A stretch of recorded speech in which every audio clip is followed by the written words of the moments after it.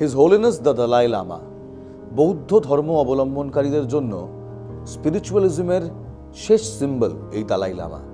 এই দালাই লামার ওপর বৌদ্ধ ধর্মের এবং বৌদ্ধ ধর্ম অবলম্বনকারীদের ভবিষ্যৎ নির্ভর করে। এখনো পর্যন্ত এই বিশ্ব 14 জন দালাই লামাকে দেখেছে। 14তম দালাই লামার নাম হিজ হোলিনেস তেনজিং গ্যাতসো, যার ছবি এই মুহূর্তে আপনি দেখতে পাচ্ছেন। সেই তেনজিং গ্যাতসো ওরফে দালাই লামা নিশ্চিত করেছেন যে তার মৃত্যুর পর দালাই লামার 600 বছর পুরনো যে প্রতিষ্ঠান তার অব্যাহত থাকবে। কিন্তু হঠাৎ করে তেনজিং গ্যাতসো কিংবা হিজ হোলিনেস দি এক্সেলেন্সি দালাই লামা এমন কথা বললেন কেন? তাও আবার নিজের 90তম জন্মদিনের ঠিক কয়েকদিন আগে। নিজের 90তম জন্মদিনের ঠিক কয়েকদিন আগে একটি বিবৃতি জারি করেন তিনি। তিব্বতী এই আধ্যাত্মিক ধর্মগুরু জানিয়েছেন যে তার উত্তরসূরিকে স্বীকৃতি দেওয়ার কর্তৃত্ব শুধুমাত্র গাদেন ফ্রোদাং ট্রাস্টের হাতেই থাকবে, যে প্রতিষ্ঠান এখনো পর্যন্ত দালাই লামার সমস্ত বিষয় পরিচালনা করে। ম্যাকলয়েডগঞ্জ আমাদের ভারতের হিমাচলের একটি ছোট্ট শহর। এই ম্যাকলয়েডগঞ্জে তিব্বত থেকে পালিয়ে আসার পর দালাই লামা বসবাস করেন। 5 দশকে কিংবা 1950-এর কাছাকাছি যখন চীন তিব্বত দখল করে, লাসায় দালাই লামার প্রাসাদে হামলা চালায় এবং তেনজিং গ্যাতসো ওরফে দালাই লামাকে সেই সময় বাধ্য করা হয় তিব্বত ছেড়ে এক্সাইলে কিংবা গোপনে পালিয়ে যাওয়ার জন্য, তখন তিনি এসে শরণ নেন এই ভারতবর্ষের ম্যাকলয়েডগঞ্জে দালাই লামাকে সেন্টার পয়েন্টে রেখে কিংবা তাকে কেন্দ্র করে বৌদ্ধ ধর্ম অবলম্বনকারীদের একটি গোষ্ঠী সেখানে রয়েছে, যেখানে তিব্বত থেকে পালিয়ে আসা মানুষজনরা এখনো রয়েছেন। তাই তো ম্যাকলয়েডগঞ্জের রাস্তায় দেওয়ালে তিব্বতী পতাকা এবং ফ্রি টিবেটের আর্জি এখনো তারা জানা যায়। এই ম্যাকলয়েডগঞ্জে দালাই লামার দীর্ঘদিনের বসবাস, তার বাসভবন এই ম্যাকলয়েডগঞ্জে। সেখান থেকেই তিনি এই ঘোষণাটি করেছেন।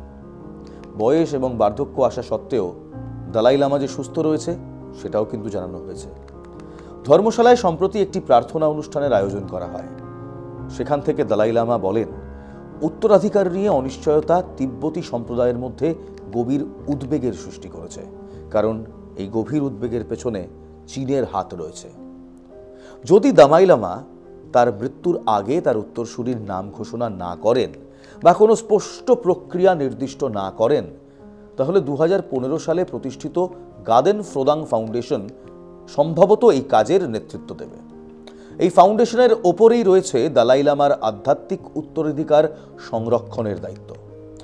পাশাপাশি এই ইঙ্গিত পাওয়া গিয়েছে যে দালাই লামার সরাসরি নির্দেশনার অভাবেই উত্তরাধিকার প্রক্রিয়া পরিচালনার জন্য প্রাতিষ্ঠানিক ব্যবস্থা রয়েছে। এটি শতাব্দী প্রাচীন ঐতিহ্য এবং ধর্মীয় নীতিমালার ওপর ভিত্তি করে তৈরি করা প্রতিষ্ঠানের ধারাবাহিকতাকে বজায় রাখার জন্য একটি কর্মকাণ্ড। নোবেল শান্তি পুরস্কার পেয়েছেন এই বৌদ্ধ ধর্মগুরু। তিনি আগেই জানিয়েছিলেন যে জনসাধারণের চাহিদা থাকলেই কেবলমাত্র দালাই লামার প্রতিষ্ঠান অব্যাহত থাকবে। মানুষ মুখ ফিরিয়ে দিলে এই প্রতিষ্ঠান আর থাকবে না। তিনি এই প্রার্থনা সভা থেকে বলেন যে গত 14 বছর ধরে তিনি নির্বাসিত তিব্বতী প্রবাসী, হিমালয় অঞ্চল, মঙ্গোলিয়া এবং রাশিয়া ও চীনের বেশ কয়েকটি অংশের বৌদ্ধ ধর্মের অবলম্বনকারীদের কাছ থেকে একাধিক আবেদন পেয়েছেন। এই উত্তরাধিকারীর লড়াই সেটা যতটাই রাজনৈতিক ততটাই আবার আধ্যাত্মিক। চীন 1950 সালে তিব্বত দখল করে এবং সেই সময় চীন দালাই লামাকে বিচ্ছিন্নতাবাদী হিসেবে ঘোষণা করে। তারপর 2007 সালের ধর্মীয় বিষয় নিয়ন্ত্রণকারী বিধিমালার অধীনে চীন এটাও বলে যে পরবর্তী দালাই লামা কে হবে সেই সিদ্ধান্ত একমাত্র চীনই নিতে পারবে। তাদের ফাইনাল সে ছাড়া নতুন দালাই লামা ঘোষণা করা যাবে না। কেন এই কাজ করেছিল চীন? উত্তরটা খুব সহজ। তিব্বতীদের কিংবা তিব্বতী বৌদ্ধদের দমিয়ে রাখার জন্য চীনের বারবার প্রয়াস এই তিব্বতী ধর্মগুরু হিসেবে নিজেদের লোক বসানো। তবে যতদিন তেনজিং গ্যাতসো বা 14তম দালাই লামা বেঁচে রয়েছেন ততদিন এই কাজ সম্ভব নয়। চীন কত দূর এগিয়েছিল জানেন? শুনলে শিউরে উঠবেন। 1995 সাল দালাই লামা একটি 6 বছরের শিশুকে কিংবা 6 বছরের ছেলেকে একাদশ পাঞ্চেন লামা হিসেবে স্বীকৃতি দেন। এই পাঞ্চেন লামা উত্তরাধিকার সূত্রে পরবর্তীতে গিয়ে দালাই লামা হয়। কিন্তু চীন কর্তৃপক্ষ এই খবর পাওয়ার পরেই সেই শিশু এবং তার পরিবারকে আটক করে।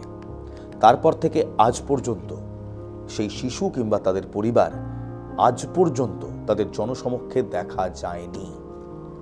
তাই পর্যবেক্ষকরা আশঙ্কা করছেন যে দালাই লামার উত্তরাধিকারের জন্য এই একই ধরনের পরিকল্পনা এখন চলছে।